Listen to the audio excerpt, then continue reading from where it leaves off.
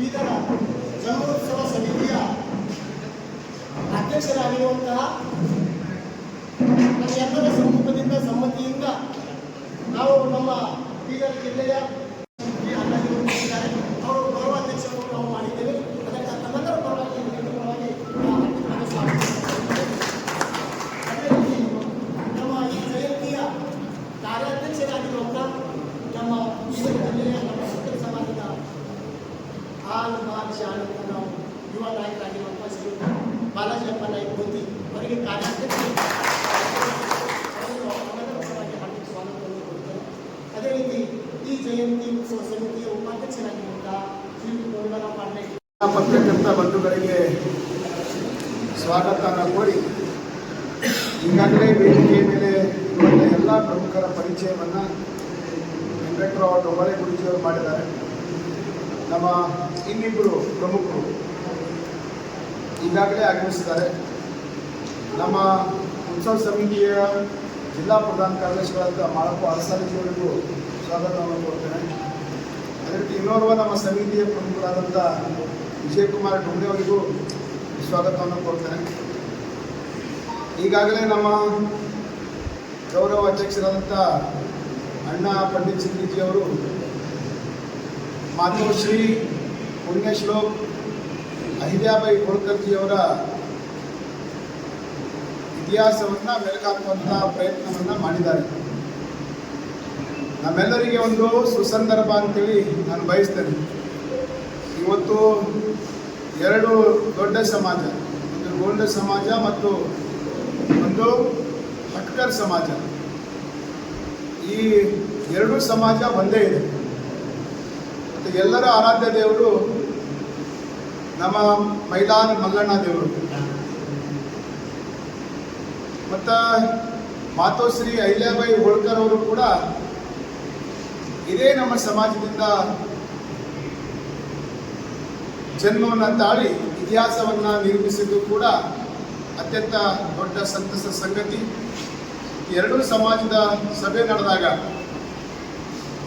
ಈ ಉತ್ಸವ ಸಮಿತಿಯ ನೇತೃತ್ವವನ್ನು ಅಧ್ಯಕ್ಷತೆಯನ್ನು ತಾವು ವಹಿಸಬೇಕಂತೇಳಿ ನನ್ನ ಮೇಲೆ ಸಮಾಜ ವಿಶ್ವಾಸವಿಟ್ಟು ಜವಾಬ್ದಾರಿ ಕೊಟ್ಟಿದ್ದಕ್ಕೆ ಎರಡೂ ಸಮಾಜಕ್ಕೆ ನಾನು ಮನದಿಂದ ಧನ್ಯವಾದಗಳನ್ನು ಹೇಳ್ತೇನೆ. ವಿಶೇಷವಾಗಿ 300ನೇ ವರ್ಷಾಚರಣೆ ಅದ್ದೂರಿಯಾಗಿ ಆಚರಣೆ ಆಗಬೇಕು. ಈಗಾಗಲೇ ಅವರ ಇತಿಹಾಸವನ್ನು ತಿಳಿಸುವಂಥ ಪ್ರಯತ್ನವನ್ನು ದೇಶದ ಪ್ರಧಾನಮಂತ್ರಿಗಳು ವಿಸ್ತೃತವಾಗಿ ಮಾಡ್ತಾ ಇದ್ದಾರೆ. ಮತ್ತು ಇವತ್ತು 300 ವರ್ಷ ಆಗ್ತಾ ಇದೆ. ಅನೇಕ ವಿಷಯಗಳನ್ನು ಪಂಡಿತಣ್ಣವ್ರ ಮುಂದೆ ಹೇಳಿದರು. ಯಾವ ರೀತಿ ನ್ಯಾಯ ಪ್ರಣಾಳಿಕೆ ಇತ್ತು, ಯಾವ ರೀತಿ ಅವರ ರಾಜ್ಯಭಾರವನ್ನು ಸಣ್ಣ ವಯಸ್ಸಿನಲ್ಲಿ ವಿಧವೆ ಆದರೂ ಕೂಡ ಅವರ ಮಾವನವರ ಸಂಕಲ್ಪವನ್ನು ಸ್ವೀಕಾರ ಮಾಡಿ ರಾಜ್ಯವನ್ನು ಆರಂಭ ಮಾಡಿದಂಥ ಮಹಾತಾಯಿ ಇವತ್ತು ಹೇಳಿದರು. ಮೊಘಲರ ಸಮಯದಲ್ಲಿ ಎಷ್ಟು ದೇವಸ್ಥಾನಗಳು ನಾಶ ಆಗಿದ್ದು ಅದನ್ನು ಪುನರ್ ನಿರ್ಮಾಣ ಮಾಡುವಲ್ಲಿ ದೊಡ್ಡ ಪಾತ್ರವನ್ನು ಪುಣ್ಯಶ್ಲೋಕ ಮಾತೋಶ್ರೀ ಅಹಿಲ್ಯಾಬಾಯಿ ಹೋಳ್ಕರ್ ಅವರ ಪಾತ್ರ ದೊಡ್ಡದು. ಮತ್ತು 12 ಜ್ಯೋತಿರ್ಲಿಂಗಗಳು, ಕೇದಾರನಾಥ ಜ್ಯೋತಿರ್ಲಿಂಗ ಇರ್ಬೋದು, ರಾಮೇಶ್ವರಂ ತನಕ ಎಲ್ಲ ಜ್ಯೋತಿರ್ಲಿಂಗಗಳಿಗೆ ವಿಶೇಷವಾಗಿ ಕಾಶಿ ವಿಶ್ವನಾಥ ದೇವಸ್ಥಾನ ಸಂಪೂರ್ಣವಾದಂಥ ನಾಶ ಆದಂಥ ದೇವಸ್ಥಾನವನ್ನು ಮತ್ತೊಮ್ಮೆ ಪುನರ್ ನಿರ್ಮಾಣವನ್ನು ಮಾಡಿ ದೇಶದ ಜನರಿಗೆ ದರ್ಶನ ಭಾಗ್ಯವನ್ನು ಕಲ್ಪಿಸಿಕೊಟ್ಟುವಂಥ ಒಂದು ಕೆಲಸವನ್ನು ಮಾತೋಶ್ರೀ ಅಹಿಲ್ಯಾಬಾಯಿ ಹೋಳ್ಕರ್ ಅವರು ಮಾಡಿದರು. ಅದೇ ಬರ್ತ್ಡೇಯನ್ನು ಜಯಂತಿ ಉತ್ಸವವನ್ನು ಆಚರಣೆ ಮಾಡಬೇಕಂತೇಳಿ ಬೀದರ್ನಲ್ಲಿ ಒಂದು ಸಭೆಯನ್ನು ಮಾಡಿ ಒಂದು ಸಮಿತಿಯನ್ನು ನಾವು ಕಟ್ಟಿಕೊಂಡು ಇದರಲ್ಲಿ ಪ್ರಮುಖವಾಗಿ ಗೋಂಡ್ ಸಮಾಜದವರು ಮತ್ತು ಹಟ್ಕರ್ ಸಮಾಜದವರು ಸೇರಿ ಇಡೀ ರಾಜ್ಯದಲ್ಲೇ ಪ್ರಥಮವಾಗಿ ಬೇರೆ ಬೇರೆ ರಾಜ್ಯದಲ್ಲಿಂದ ಆ ಭಕ್ತಾರನ್ನು ಕರೆಸಿ ಒಂದು ದೊಡ್ಡ ಮಟ್ಟದ ಕಾರ್ಯಕ್ರಮ ಮಾಡಬೇಕಂತ ನಾವು ಹಾಕ್ಕೊಂಡಿವಿ. ಈ ಕಾರ್ಯಕ್ರಮದಲ್ಲಿ ಅಹಿಲ್ಯಾಬಾಯಿ ಹೋಳ್ಕರ್ ಅವರ ಮನೆತನದವರು, ಅವ್ರದ್ದೇನು ಕುಡಿ ಇದೆ, ಅವರು ಕೂಡ ಇದಕ್ಕೆ ಈ ಫಂಕ್ಷನ್ದಲ್ಲಿ ಬರ್ತಾ ಇದ್ದಾರೆ. ಕರ್ನಾಟಕದಿಂದ KH ಈಶ್ವರಪ್ಪ ಅವರು, ಡೆಪ್ಟಿ ಮಾಜಿ CM ಅವರು, ಮತ್ತು HM ರೇವಣ್ಣ ಮಾಜಿ ಸಚಿವರು ಮತ್ತು ಗ್ಯಾರಂಟಿಗಳ ರಾಜ್ಯ ಅಧ್ಯಕ್ಷರು ಅವರು ಕೂಡ ಬರ್ತಾ ಇದ್ದಾರೆ. ಹಾಗಾಗಿ ಈ ಲೋಕದವರು ಕೂಡ ಬಹಳಷ್ಟು ಇದರಲ್ಲಿ ಭಾಗಿಯಾಗಿ ಒಂದು ದೊಡ್ಡ ಮಟ್ಟದ ಉತ್ಸವವನ್ನು ನಾವು ಮಾಡಬೇಕು ಅಂತಕ್ಕಂಥ ವಿಚಾರ. ತಮ್ಮೆಲ್ಲರಿಗೂ ಗೊತ್ತಿದ್ದಂಗೆ ಅಹಿಲ್ಯಾಬಾಯಿ ಹೋಳ್ಕರ್ ಅವರು ಯಾವುದೇ ಒಂದು ಜಾತಿಗೆ, ಒಂದು ರಾಜ್ಯಕ್ಕೆ, ಒಂದು ದೇಶಕ್ಕೆ, ಒಂದು ಕ್ಷೇತ್ರಕ್ಕೆ ಸೀಮಿತವಾಗಿಲ್ಲ. ಅವರು ಇಂದೋರ್ದಲ್ಲಿ ಅವ್ರದ್ದು ರಾಜಕೀಯ ಆದರೂ ಕೂಡ ಇಡೀ ದೇಶದಲ್ಲಿ ಮೊಘಲರ ಕಾಲದಲ್ಲಿ ಏನು ಈ ಹಿಂದೂ ದೇವತೆಗಳು ಬಹಳಷ್ಟು ಅಲ್ಲಿ ಇಲ್ಲಿ ಧ್ವಂಸ ಆಗಿದ್ದವು. ಅವಕ್ಕೆಲ್ಲ ಪುನಃ ನಿರ್ಮಾಣ ಮಾಡಲು ಅವರು ಬಹಳಷ್ಟು ದೇವಸ್ಥಾನ, ಅದರ ಮುಂದಿನ ಅದೇನು ಛಾವಣಿ ಇದೆ, ಬರೀ ದೇವನ್ನ ಅಹಿಲ್ಯಾಬಾಯಿ ಹೋಳ್ಕರ್ ಅವರೇ ಅವ್ರ ಕಾಲದಲ್ಲೇ ಬಂದು ಅದನ್ನ ಪುನರ್ ನಿರ್ಮಾಣ ಮಾಡಿಕೊಟ್ಟಿದ್ದಾರೆ. ಅಂದ್ರೆ ಈ ರೀತಿ ಈ ಪ್ರಾಣಿ ಪಕ್ಷಿಗಳಿಗೆ ಕೂಡ ಜಾಗದಾಗ ಅವು ನೀರು ಕುಡಿಲಕ್ಕ ಅಡವಿದಲ್ಲಿ ವ್ಯವಸ್ಥೆ ಮಾಡೋದಾಗ್ಲಿ, ಒಂದ್ಸಲ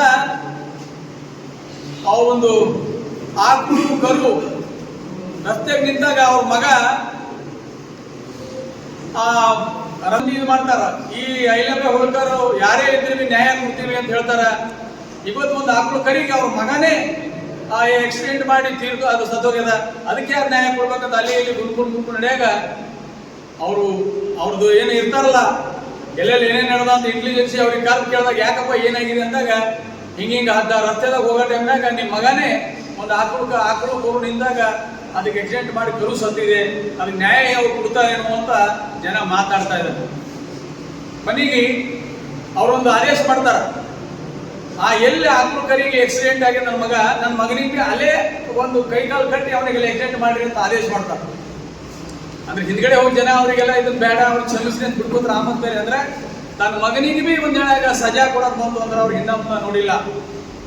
ಅವ್ರ ಗಂಡು ತೀರ್ಕೊಂಡ ಮೇಲೆ ಆ ರಾಜಡಿಗೆಯನ್ನ ಎಷ್ಟು ಸುತ್ತವಾಗಿ ಆಡಿದ್ರು ಅಂದ್ರೆ ಬಡವರಿಗೆ, ನಾನು ಅವ್ರೆಲ್ಲ ಇಂದೋರ್ಗೆಲ್ಲ ಹೋಗಿ ನೋಡಿ ಬಂದೀನಿ.